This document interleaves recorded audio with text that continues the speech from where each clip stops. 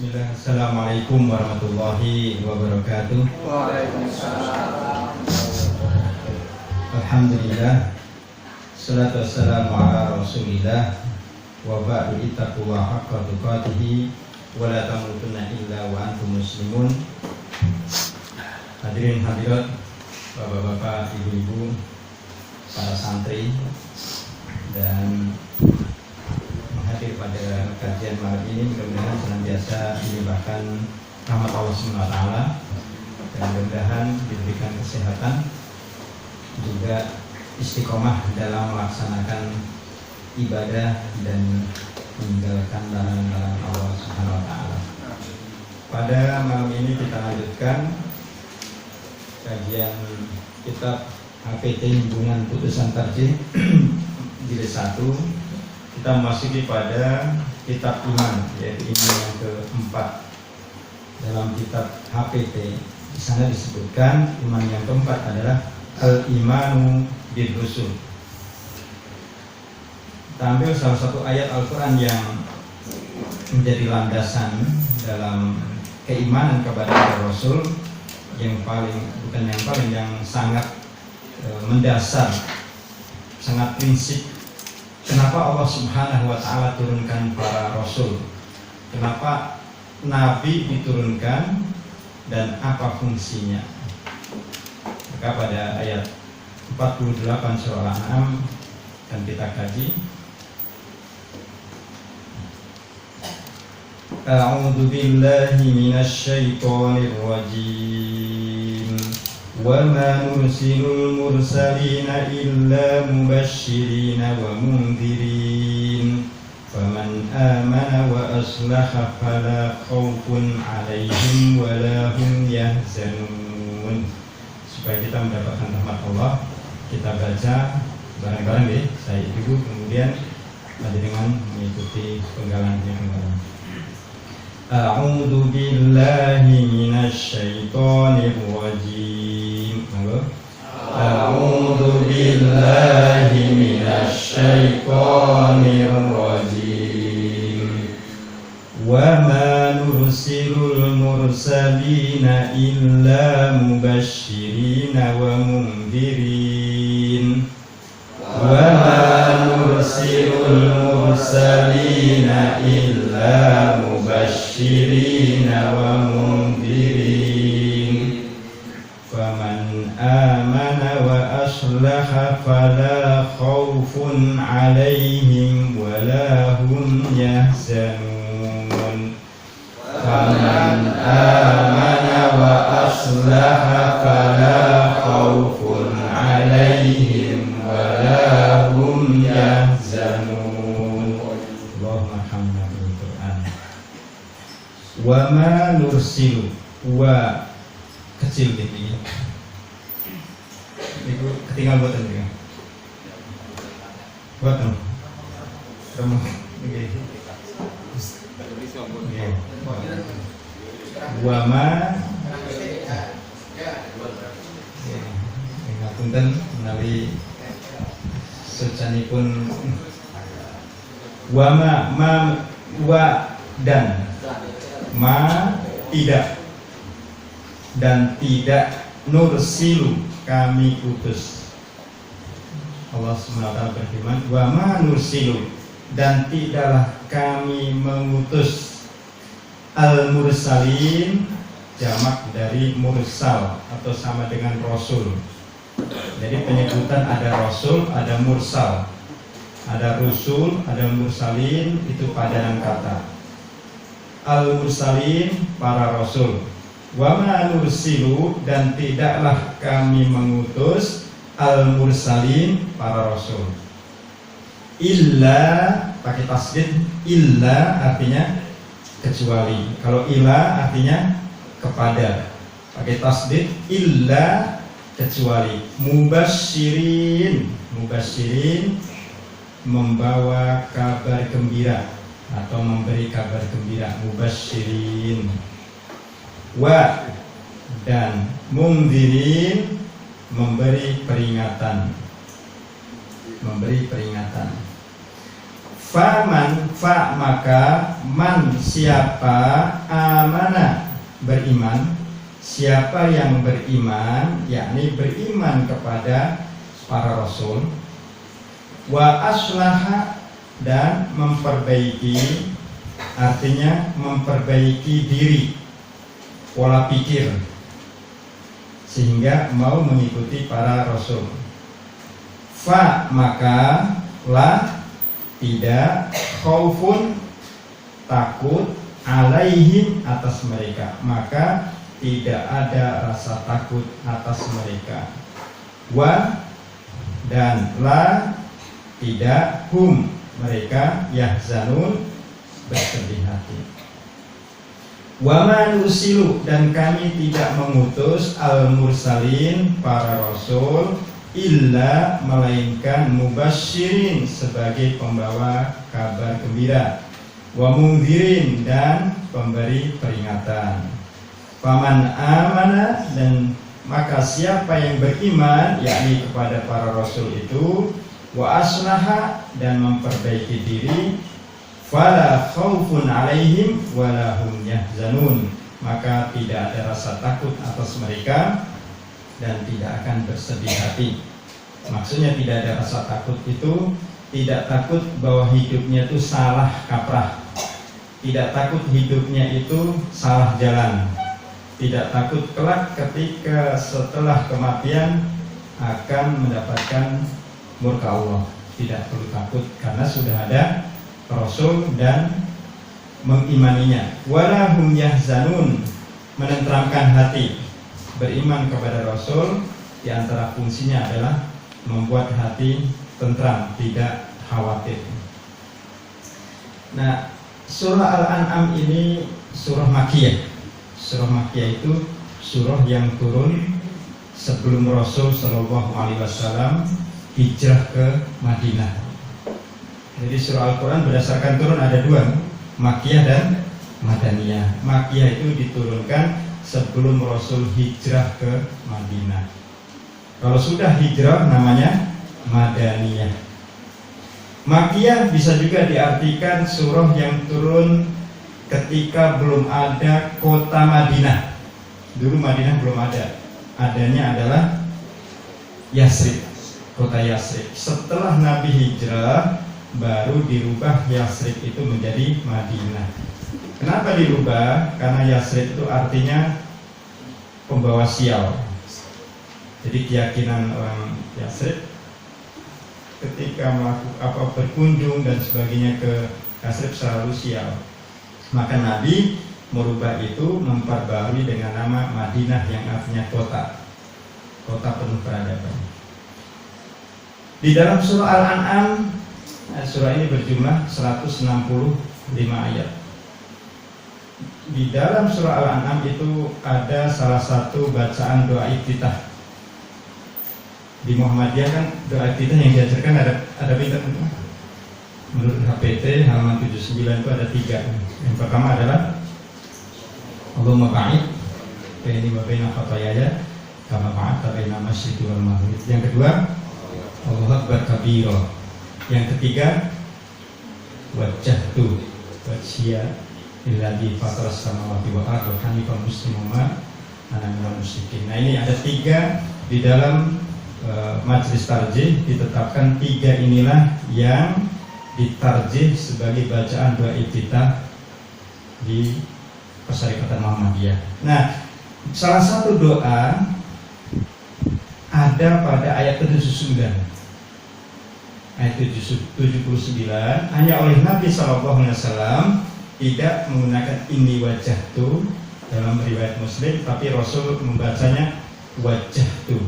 Tapi di ayat itu ini wajahtu. Di dalam hadis langsung wajahtu.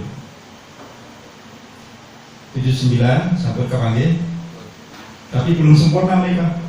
Ini wajahtu wajhiya lilladzi fataras samawati wal ardi hanifan musliman wa ma ana minal musyrikin. Lanjutnya 162. Ini juga 162 diambil, kulnya dihilangkan. Inna sholati wa nusuki wa mahyaya wa mamati lillahi rabbil alamin dilanjutkan 163. La syarika lahu bidzalika umirtu wa ana minal muslimin. Ada 3 ayat nih, Pak. Ayat 79, ayat 162 dan 163 ada pada surah Al-An'am. Itu yang menjadi salah satu doa iftitah. Meski yang mungkin kalau panjenengan yang mayoritasnya menggunakan Allahumma ba'id nih, Allahumma ba'id yang mayoritas. Tetapi di Tajwid Muhammadiyah 3 setidaknya itu bisa digunakan. Bisa Allahumma ba'id, bisa juga wajjahtu, bisa juga Allahu Akbar kabira. Sebetulnya ada beberapa lagi, hanya untuk memudahkan saja. Ada juga subhanakallahumma wa bihamdika wa tabarakasmuka wa ta'ala jadduka wa la ilaha illa, itu juga bisa. Doa kita itu ada lebih dari 8 gitu, yang riwayat-riwayat sahih itu. Surah Al-An'am salah satu yang paling urgen adalah ayat 48.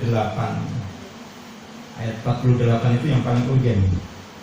Ya ini yang kita bahas nih, yaitu bahwa diutusnya para rasul itu tujuannya adalah mubasysyirin wa mundhirin, kabar gembira dan pemberi peringatan bagi umat manusia ini.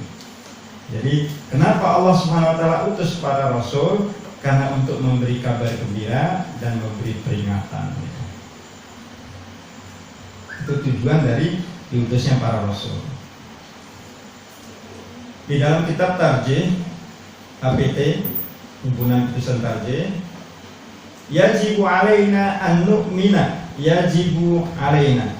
Ini tidak saya tambahkan dan tidak kurangi karena judulnya yang mengkaji kitab HPT, jadi kita sesuai dengan yang ada, termasuk bahasa-bahasanya bahasa-bahasa Lampung ya. Yajibu, diwajibkan, alaina, atas kami, atas kita, an nu'mina, untuk beriman, bi annallaha al-hakima, bahwasanya Allah yang maha bijaksana, arsala rusulan, mengutus para rasul, lihidayatin nas, untuk memberi petunjuk kepada manusia, ila siratil mustaqim, kepada jalan yang lurus. Fungsinya mubasysyirin, memberi kabar gembira, wa mundhirin, dan memberi peringatan. Kenapa memberi kabar gembira dan memberi peringatan? Li alla yakuna linnas, agar tidak menjadi bagi manusia alallahi hujjah, alasan di hadapan Allah. Maksudnya ketika nanti di akhirat akan ditanya, kenapa kamu tidak sholat? Tidak ada alasan, oh belum pernah datang kepada kami ajaran tentang sholat, karena sudah disebarkan oleh para rasul. Kenapa tidak beriman kepada Allah?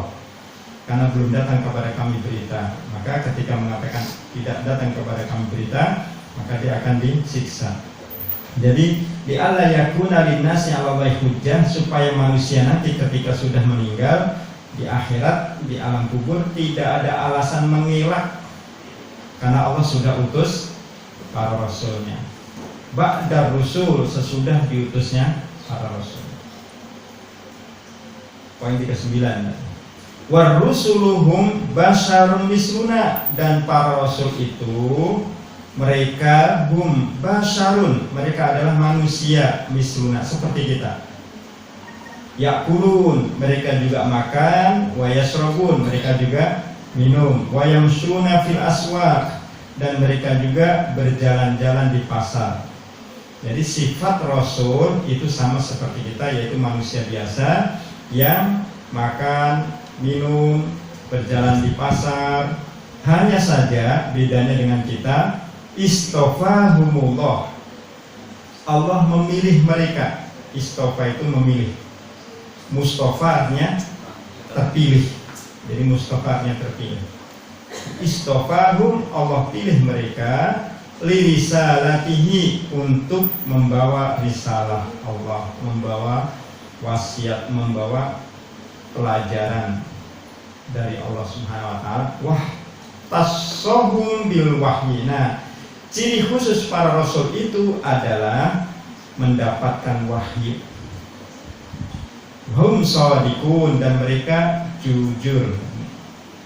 Maka tidak ada manusia yang mendapat wahyu. Yang mendapat wahyu hanya Rasul. Karena Allah sudah khususkan, kekhususan para Rasul adalah mendapat wahyu. Kalau orang biasa apa namanya? Ilham ya? Ilham, namanya ilham atau bahasa apa itu? Mangsit. Kalau dalam bahasa canggihnya itu nih kenapa? Intuisi. Jadi feeling.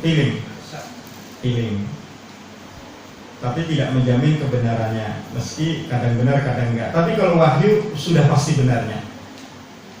Wahyu tidak pernah meleset. Kalau insting, kemudian intuisi, kemudian ilham itu kadang meleset. Contoh, bermimpi malam dapat rezeki, belum tentu siangnya dapat rezeki. Bermimpi mendapat sesuatu yang membahagiakan, belum tentu siangnya membahagiakan. Itu bedanya dengan para rasul. Tapi kalau para rasul mendapatkan wahyu, ya kalau wahyu turun, ya sudah, tidak ada yang bisa didustakan. Jadi wahum shadiqun.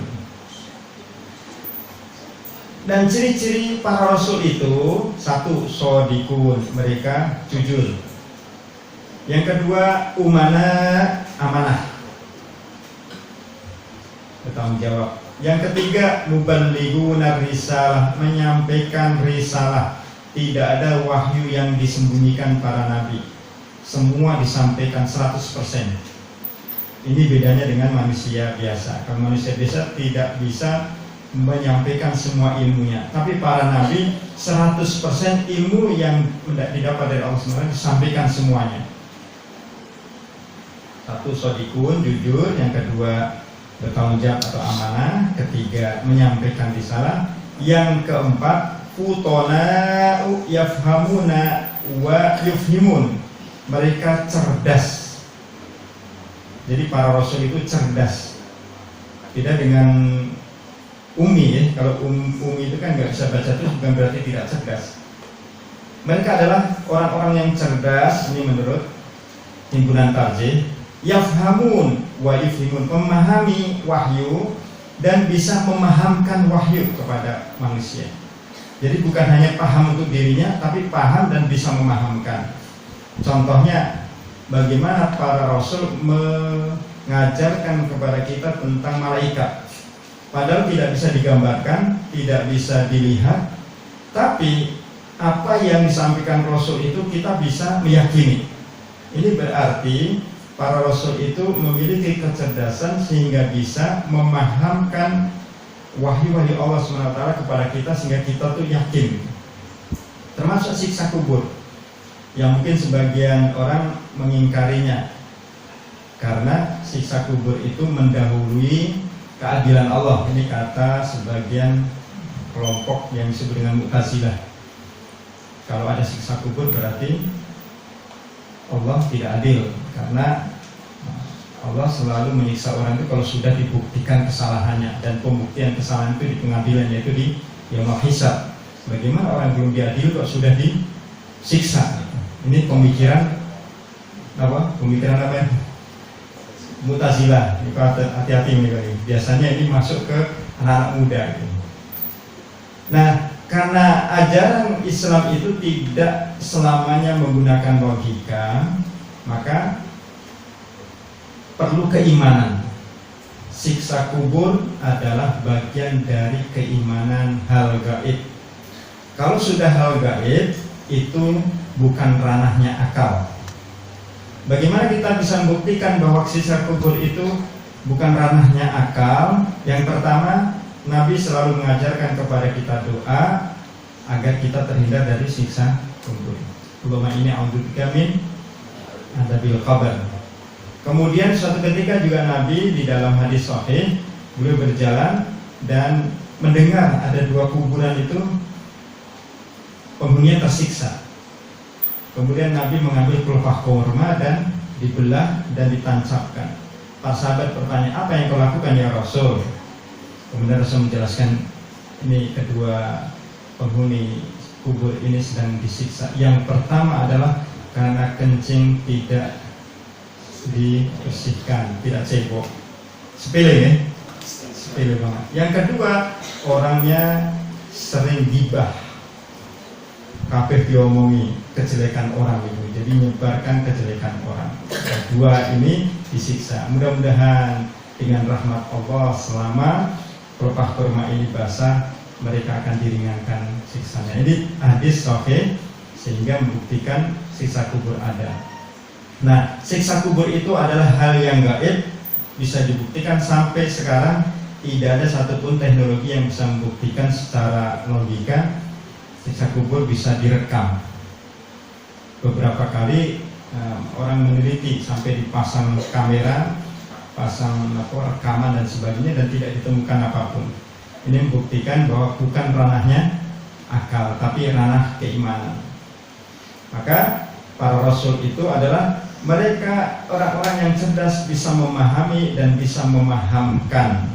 Seandainya apa yang disampaikan Nabi itu berita bohong, sampai sekarang sudah hilang, karena kebohongan itu pasti akan hilang. Ini sudah berapa abad nih Nabi menyampaikan, 14 abad. Dan awet sama sekarang keyakinan kita tentang siksa kubur tidak goyah. Ini menunjukkan bahwa itulah kekuatan iman. Contoh sesuatu yang dihasilkan dari akal pikir, suatu saat pasti akan rapuh, adalah teori manusia itu keturunan kera. Itu berlangsung ratusan tahun. Teori itu ditemukan oleh Darwin, bahkan melakukan penelitian katanya. Terjadi evolusi dengan berbagai argumen, termasuk juga ditemukannya bahan bakar minyak. Minyak tanah itu adalah hasil dari 100.000 tahun tulang manusia, 100.000 tahunan itu menghasilkan minyak. Kemudian termasuk juga bahan bakar yang lainnya dihasilkan dari sekian juta tahun. Nah, ini penelitian untuk membuktikan bahwa manusia itu keturunan kera. Tetapi ternyata teori ini tidak bisa dibuktikan secara ilmiah dan secara keimanan. Beberapa para ulama akhirnya meneliti, ternyata apa yang dilakukan oleh Darwin ini hanya sesuatu yang sifatnya kamuflase. Jadi sejarah yang dibuat-buat. Maka tidak ada sampai sekarang orang Islam yang percaya. Apalagi para pemikir-pemikir Barat pun sekarang meragukan dengan teorinya Darwin. Mereka lebih dekat kepada teori-teori yang ditemukan Islam, karena teori Islam sudah banyak memberikan inspirasi kepada mereka. Termasuk ditemukannya dua lautan, di mana di antara dua lautan itu ditemukannya berlian dan berbagai perhiasan. Nah, disitulah orang-orang Barat percaya bahwa teori yang didapatkan dari Al-Quran lebih akurat.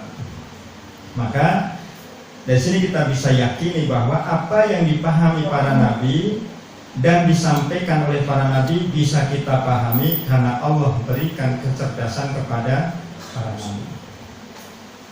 Lalu di antara sifat yang lain, wa annahum basyarun, mereka adalah para manusia biasa juga.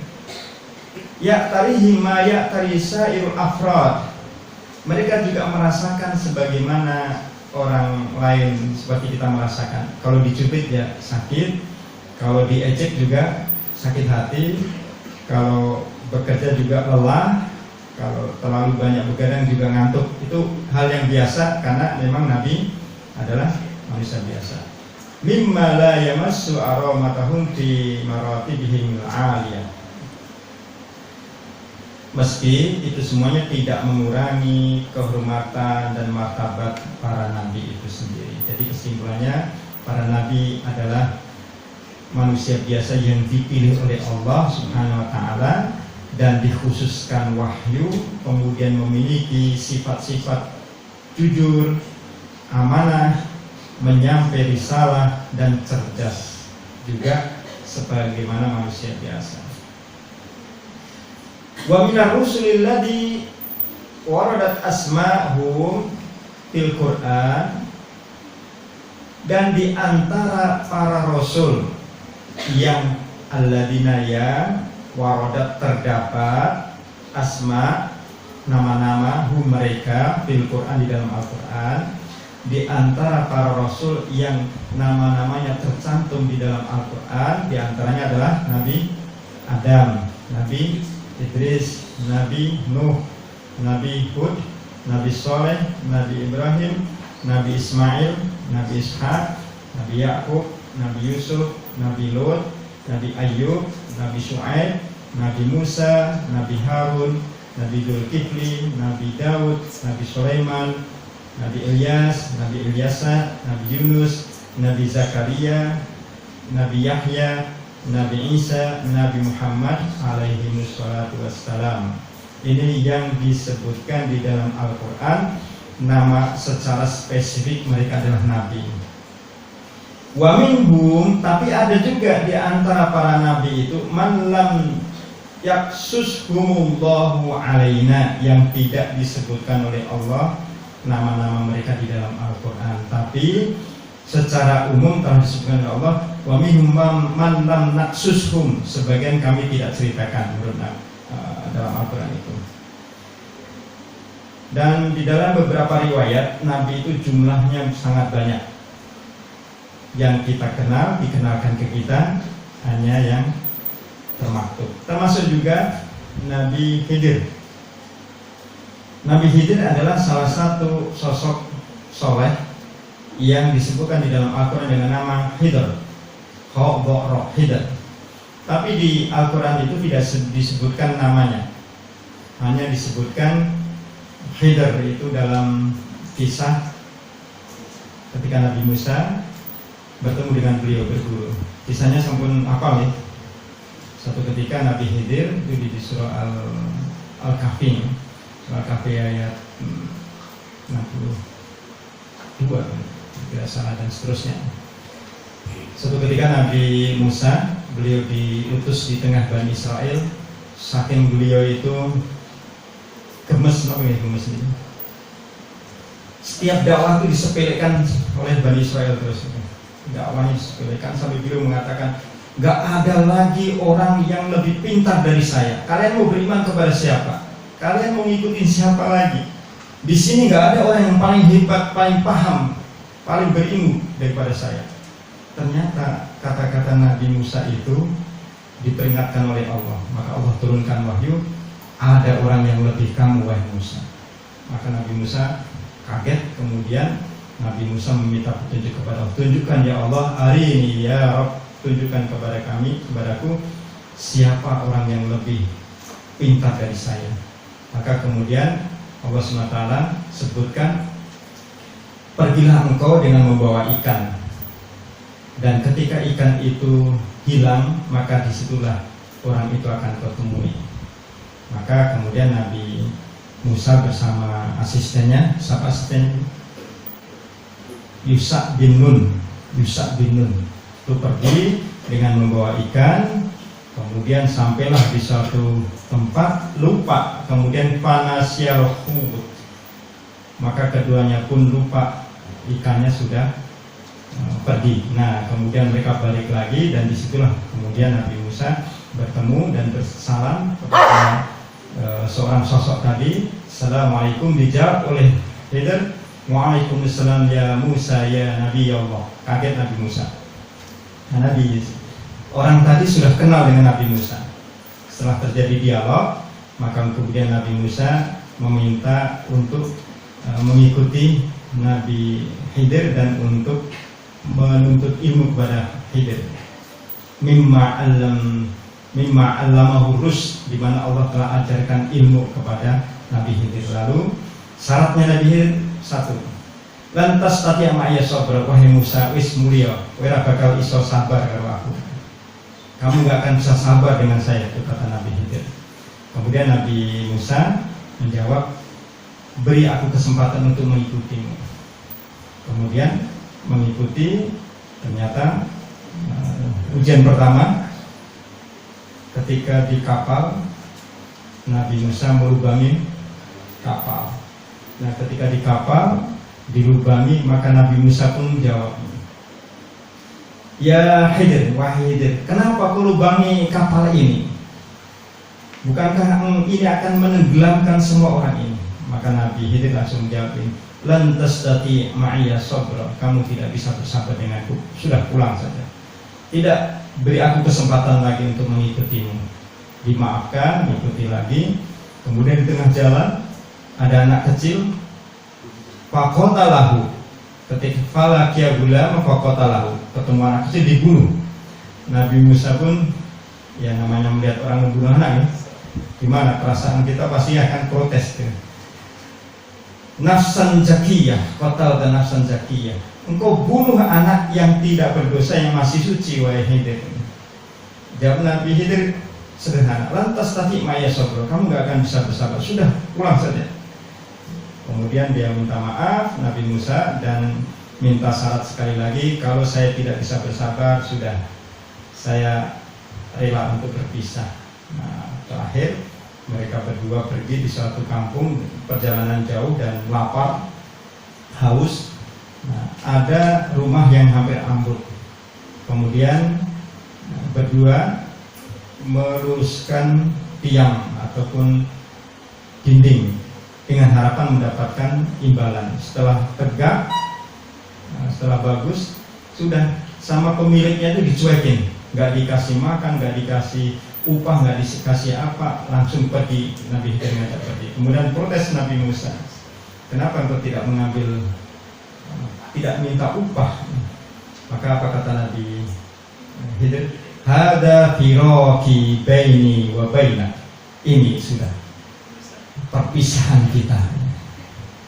Innaka lan tasti, yang terakhir bukan lan tastati'a, tapi innaka lan tasti. Beda lagi, kalau yang pertama kedua itu lantas tati'a pakai ya, itu menunjukkan kamu itu nggak bisa sabar, tapi masih bisa dinego. Tapi kalau lantas itu sudah wes no, boleh. Ada firaqi, ini pisah. Nah, baru dijelaskan oleh Nabi Khidir. Nah, dari sini bisa kita ambil kesimpulan bagaimana seorang nabi belajar dengan sosok manusia biasa. Para ulama menjelaskan Khidir itu adalah seorang nabi yang khusus diutus bukan untuk berdakwah kepada masyarakat umum, tapi diutus khusus untuk mengajarkan risalah kepada Nabi Musa. Jadi Nabi Khidir itu adalah seorang nabi yang khusus hanya untuk Nabi Musa, seperti Jibril khusus diutus untuk Nabi Muhammad, memberi wahyu. Maka gurunya Nabi Muhammad adalah Jibril, gurunya Nabi Musa adalah Khidir. Nah, kemudian para ulama juga diantaranya dalam tafsir Ibnu Jarir Tabari, Khidir itu adalah salah satu min anbiya'illah, di antara Nabi Allah yang khusus diutus kepada Nabi Musa alaihissalam. Banyak lagi para nabi, termasuk juga nabi-nabi yang tidak disebutkan. Sebagainya ada yang mengatakan ini nabi, ini bukan, wallahu alam. Yang jelas kita hanya diperintah untuk mengimani bahwa ada nabi yang disebutkan dalam Al-Quran dan ada nabi yang tidak disebutkan. Kalau tidak disebutkan tidak perlu kita cari-cari, namanya tidak disebutkan, nggak perlu kita ngasih nama, nggak perlu kita menyebutkan si fulan. Bahkan ada di dalam sebuah sejarah dan si Buddha Gautama itu bahkan disebut katanya nabi. Terus siapa lagi? Ada beberapa yang disebut sebagai seorang nabi. Bagi kita seorang muslim tidak perlu mengimani sebutan nabi untuk selain yang disebutkan oleh Allah. Yang lain kita yakini ada nabi, tapi nggak tahu mana nabi-nabi itu dan bagaimana dan siapa namanya itu. Maka di sini dalam HPT ditegaskan bahwa itulah nabi-nabi yang wajib kita imani. Wa inna min ummatin illa khala fiha nadir. Bahwa setiap umat itu selalu akan ada pembawa peringatan atau selalu mendakwahkan risalah Allah Subhanahu wa taala.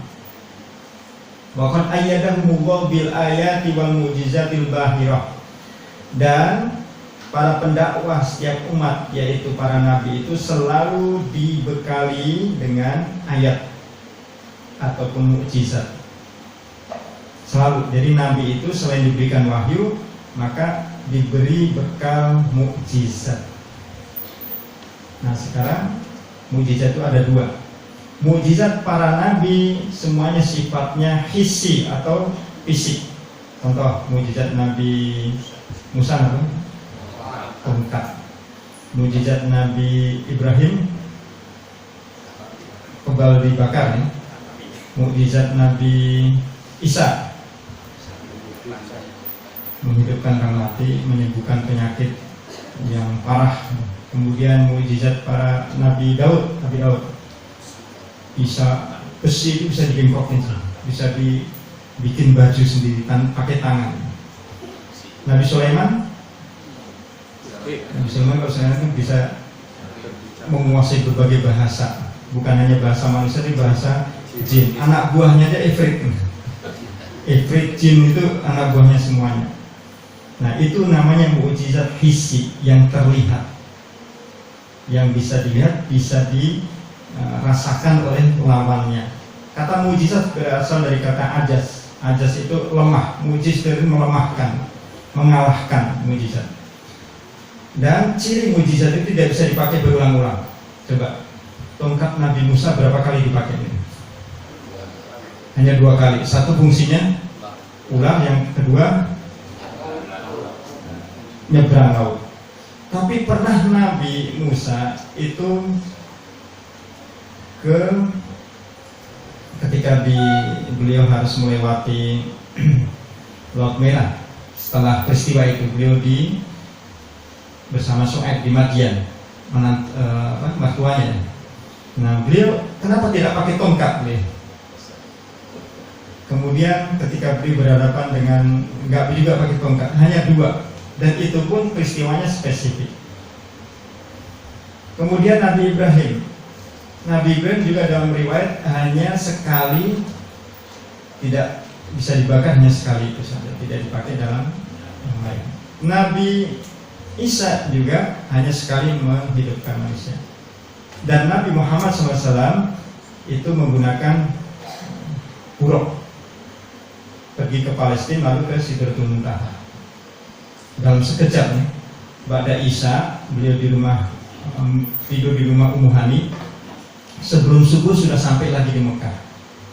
Itu bisa menempuh jarak 3 hari 2 malam kalau ditunggu dengan kendaraan biasa. Kalau pesawat 3 jam antara sekarang di Saudi ke Palestina. Tapi itu Rasul bisa melakukan ke sana langsung ke Sidratul Muntaha yang jaraknya khamsina alfasana, 50.000 tahun itu kalau ditempuh. Dalam sekejap malam bisa. Pakai apa? Dalam riwayat itu menggunakan buruk, dan buruk itu punya sayap seperti kuda dan cepat. Pertanyaannya, Nabi hijrah ke Madinah berapa hari membutuhkannya? Hampir 12 hari. Sampai sembunyi di gua selama 2 hari atau 3 malam. Kenapa Nabi tidak pakai buruk untuk hijrah? Pertanyaan saya. Itu saya ketinggalan. Kenapa ke Madinah kok nggak pakai buruk? Kan bisa ya, ngangkut hanya berapa ratus orang, itu berapa kloter lah, itu bisa semalam selesai. Kenapa Nabi tidak pakai buruk? Karena mukjizat itu dia bisa dipakai berkali-kali. Yang bisa dipakai berkali-kali itu namanya sihir, dan sihir itu sangat lemah. Banyak lagi mukjizat-mukjizat Nabi yang menunjukkan bahwa mukjizat itu hanya bisa digunakan 1 kali, dan itu pun atas kehendak Allah Subhanahu wa Ta'ala. Nabi pernah ketika perang Uhud sampai giginya patah dan hampir terbunuh. Kemudian datang Mus'ab bin Umair, mirip dengan Nabi. Nah, orang Quraisy ini Nabi sudah terdesak. Sekiranya Allah tidak utus Mus'ab bin Umair di depan, maka orang Quraisy tadi akan membunuh Nabi. Tumbak itu sudah mengarah kepada Nabi, tapi kemudian orang Quraisy melihat wajah Mus'ab bin Umair mirip dengan Nabi, memang mirip. Maka yang dibunuh adalah Mus'ab bin Umair dan meninggal. Dan Nabi setelah itu diisukan meninggal. Maka kocar-kacir perang Uhud. Jadi perang Uhud itu banyak faktor kekalahan. Di antaranya pasukan pemanah turun dan juga isu Nabi terbunuh. Karena Nabi punya wajah yang mirip dengan Mus'ab, dan Mus'ab bin Umair lah radhiyallahu anhu yang terbunuh. Nah, Nabi parah kemudian dibopong oleh para sahabat, diobati. Kenapa tidak pakai mukjizatnya langsung terbang saja? Karena mukjizat. Jadi mukjizat itu hanya sekali dan itu bukan kehendak Allah SWT. Juga ketika ke Thaif, Nabi juga merasakan bagaimana letihnya perjalanan sampai dilempar-lempar batu sampai berdarah-darah. Kenapa tidak pakai buruk? Nah, itu karena semua itu adalah mukjizat. Nah, itulah diantara ciri-ciri kenabian. Jadi kalau ada yang mengaku sebagai nabi kemudian bisa terbang terus, setiap hari besok terbang, besok lusa terbang, berarti pasti bukan nabi. Apalagi yang mengatakan sholat Jumat saya di Mekah, itu sudah nggak masuk akal nih. Beda jarak jamnya saya sudah beda nih. Di sini jam 12, di sana jam 8. Kemana? Tadi saya Jumatan. Ayo Jumatan. Lah, Simbah tunggu di. Saya gak usah tanya. Nanti saya Jumatan juga. Pas pulang, Bang jenengan Jumatan putih. Aku Jumatan Mekah lagi yang boleh. Lalu Yunus itu makomi. Gue si awam, aku es makom gitu. Padahal di sana masih jam 8. Dan kok jam 8 berapa itu saya sholat duha, dereng sholat Jumat. Kalau jenengan sholat, yo beda benar kan? Berarti memang orangnya beda pikirannya, akalnya beda. Maka tidak mungkin manusia bisa melakukan sholat sampai di sana. Nabi saja tidak seperti itu. Nah, kita sebagai umat Islam, terutama bagi masyarakat persyarikatan, itu harus punya keyakinan kuat nih, sehingga tidak mudah diumbang-ambing dengan isu-isu yang bisa kesana kesini. Bahkan ada sebuah hadis yang sahih, ketika ada orang yang ketika ada orang yang mengaku bisa berjalan di atas air, maka sesungguhnya dia adalah sihir dan dia adalah dusta, karena tidak ada orang yang bisa melakukan itu. Dan ada orang yang terbang, maka sesungguhnya itu adalah dusta. Itu sudah jelas. Jadi inilah pentingnya kita menanamkan keyakinan sehingga tidak mudah akidah kita terumbang-ambing.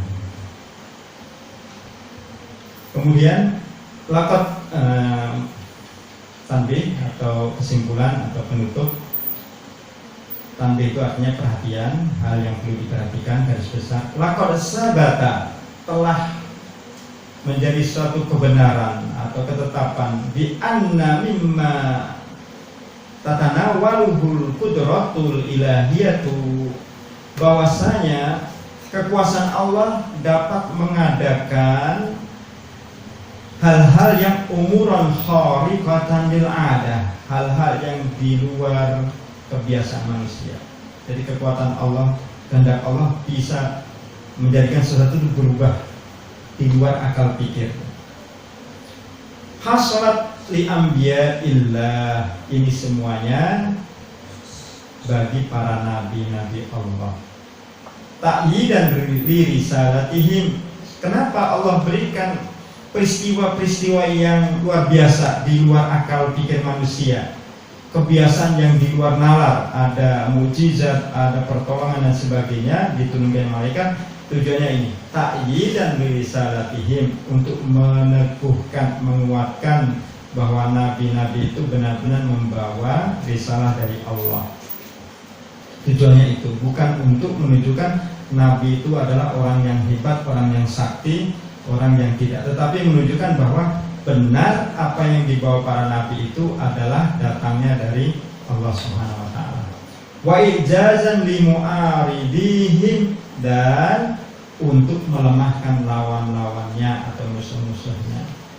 Wa ayatan ala munkirihim, dan sebagai tanda-tanda kebesaran Allah atau peringatan bagi orang-orang yang mengingkari mereka. Islama wurida fil Quran, sebagaimana yang terdapat di dalam Al-Quran, min adami ihraqin nar li Ibrahim, ketika Nabi Ibrahim tidak bisa dibakar dengan api. Allah berfirman, kuni badan ya nar kuni badan, wahai api dinginlah. kita sakit buatannya ngetes gitu. Api kuni kan kalimatnya kuni bardan. Dulu ketika kami masih di pesantren, namanya pesantren kan anak-anak itu sering iseng ya. Yuk kita coba yuk, ini bacaan kuni bardan yanal yang pakai itu apa lilin. Kuni bardan yana kuni bardan dia mati apinya nih. Lah lilin kan mati gitu. Jelas mati ya kuni bardan yana dia mati. Coba api besar pasti kebakar nih. Dan banyak lagi nih hal-hal yang terus lagi surah yang sering pakai itu surah akhir surah At-Taubah nih. Sebagian ngekos waktu itu. Terus ya tadi. Apa? Azizun alaikum harisun alaikum ma'alitum bil mu'minina raufur rahim. Maka kebal gitu.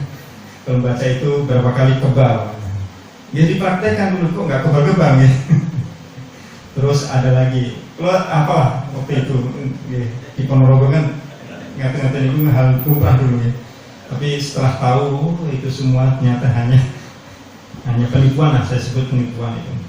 Ada lagi bacaan apa sumung bukmun oming formula yang singun, ada anjing itu sumung bukmun. Dia tetap bisa, dia tetap melihat kita gitu. Kalau Allah tidak mengizinkan, tapi kalau Allah mengizinkan bisa. Masalahnya kita nggak bisa mendikte Allah. Bisa jadi kita hanya membaca basmalah saja, orang semua nggak bisa melihat kita. Kalau Allah mengizinkan. Tapi kalau kita membaca 30 juz sekalipun, ketika Allah tidak mengizinkan ya tidak terjadi. Dan itu pernah dilakukan Nabi SAW ketika beliau mohon perlindungan dari lemparan orang-orang Taif, tetap beliau terkena batu. Itu yang disebutkan khariqul adah adalah sesuatu yang diberikan oleh Allah kepada para rasulnya untuk meneguhkan risalahnya. Kemudian wamkila bil asa subhan Nabi Musa, berubahnya tongkat Nabi Musa menjadi ular, itu juga bagian dari mukjizat Nabi Musa. Wahya ul mauta li Isa, Nabi Isa pernah menghidupkan orang mati, itu juga bagian dari mukjizat. Wa inzalul Qur'an di Muhammad, diturunkannya Al-Qur'an kepada Nabi Muhammad sallallahu alaihi wasallam adalah wahyu, adalah mukjizat juga. Wa ghairi dzalika, dan selain itu mimma warada fi mawadi muta'addidah wa kullu ma warada min dzalika fa huwa haqqun yajibu iman bih.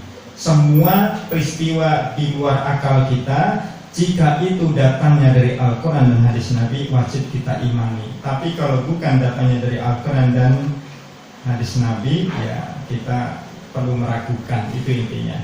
Karena kalau Allah, ya pasti benar gitu. Tapi kalau bukan dari Allah semua, terus siapa? Kekuatan dari mana? Gitu. Kalau ada yang menceritakan sesuatu di luar nalar, kemudian itu bukan diceritakan dari Allah dan Rasulnya, lantas kekuatan dari mana itu muncul? Gitu. Maka dari sini keimanan kita kepada para nabi adalah sesuatu yang harus kita kokohkan, sehingga hal-hal yang memiliki sifat khusus bagi para nabi benar-benar kita kenal. Di antara para nabi adalah manusia biasa. Mereka makan, minum, tidur, capek, lelah, berdagang, ke pasar seperti kita. Tetapi bedanya mereka dipilih oleh Allah, diberikan wahyu, diberikan mukjizat, memiliki sifat-sifat shadiq, yaitu jujur, kemudian juga menyampaikan risalah 100% tidak ada yang disembunyikan, kemudian juga cerdas, bisa memahami dan bisa memahamkan, dan tentu semua itu adalah kehendak Allah Subhanahu wa Ta'ala. Itulah yang bisa kita kaji dalam bab al-imanu bir rusul. Mudah-mudahan bisa menambah keyakinan kita dan keimanan kita kepada para rasul, melengkapi keimanan kita kepada Allah SWT, kepada kitab dan kepada malaikatnya. Jadi tinggal berapa iman nih Pak? Tinggal 2 ya. Mudah-mudahan masih ada waktu dan diberikan kesehatan, diberikan usia. Nanti kita bahas iman kepada hari akhir dan iman kepada qada dan qadar. Nasr minallahi wa fatun qarib wa basyiril mu'minin. Assalamualaikum warahmatullahi wabarakatuh.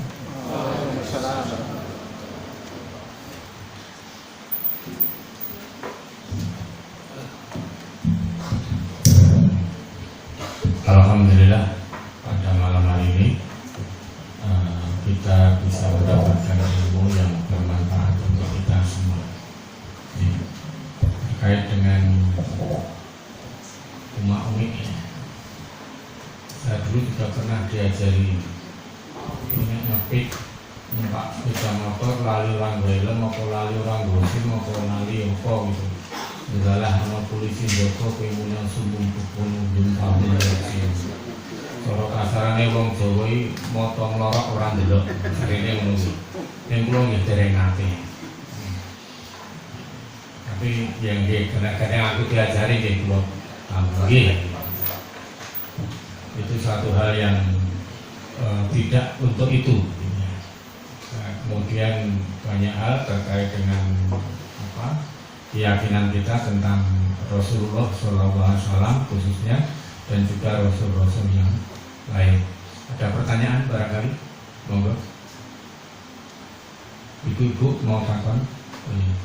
Pak Arto. Assalamualaikum warahmatullahi wabarakatuh. Waalaikumsalam.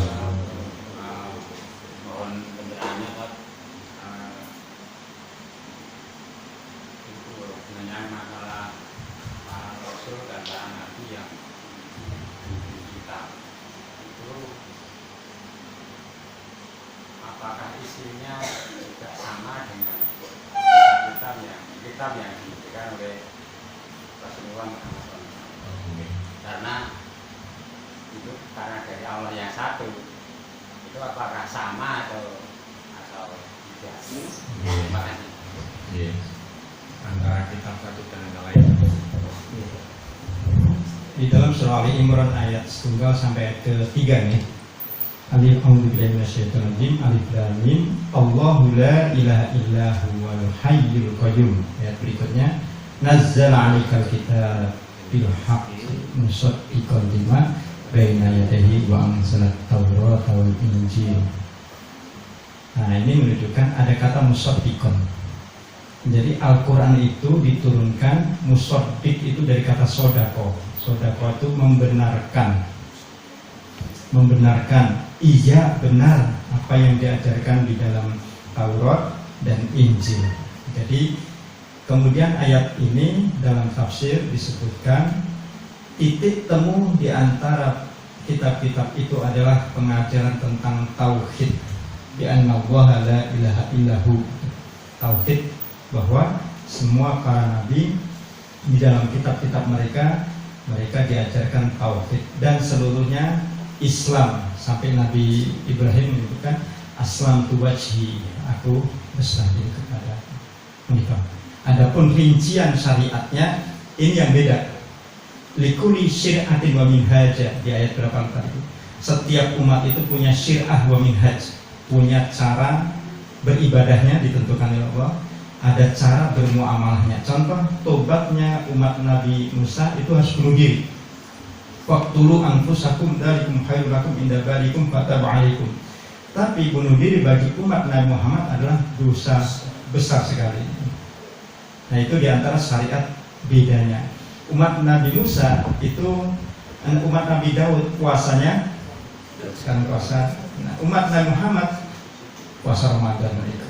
Itu syariat yang beda adalah syariatnya, tata caranya, tetapi substansi akidahnya la ilaha illallah, tauhidnya sama nih. Wallahu a'lam bishawab. Dan Pak Aga, intinya kitab-kitab para nabi dan rasul itu kesamaannya dalam mengajarkan tauhid. Semua rasul selalu mengajarkan tauhid. Hanya untuk syariat pelaksanaan peribadatannya yang berbeda.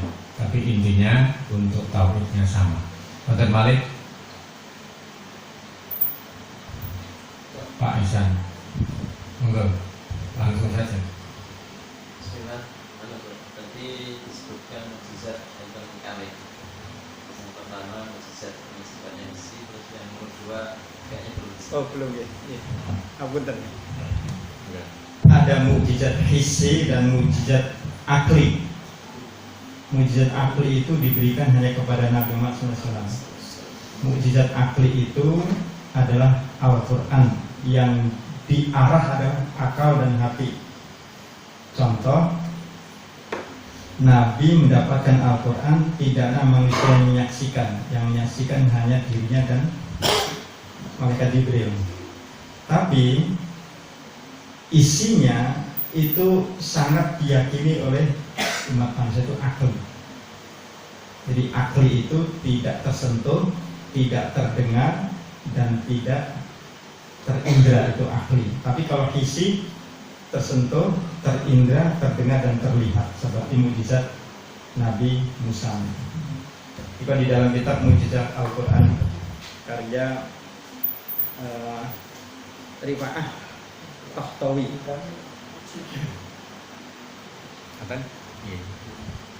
Jadi yang fisik sudah kita ketahui tadi, kemudian yang akli itu yang diberikan kepada Nabi kita Muhammad SAW yang berupa itu juga mukjizat. Betul malih, monggo. Gak apa-apa, ibu tanya juga boleh. Adik-adik santri tanya juga boleh. Itu akan lebih bagus. Gue buta, gue ngomong. Mungkin rata koncarane mbak centeng-teng. Bon ini, tik, ngantuk. Gue nenek ngomong lu mesti sare lu, gue yakin. Oh, tekan mau langsung, gue mesti langsung sare. Oh, doa yang kan ngomong. Alhamdulillah pada kesempatan malam hari ini kita bisa mendapatkan ilmu yang bermanfaat, mudah-mudahan bisa untuk menyempurnakan ibadah kita kepada Allah Subhanahu wa Ta'ala. Jadi kajian HPT ini masih akan kita teruskan untuk bulan depan. Yes, mudah-mudahan Allah memberikan umur panjang untuk kita semua. Amin ya rabbal alamin. Marilah kita akhiri kajian kita pada malam hari ini dengan membaca hamdalah. Alhamdulillahirabbil alamin. Nasrun minallah wa fatun qarib wa basyiril mu'minin. Wassalamualaikum warahmatullahi wabarakatuh.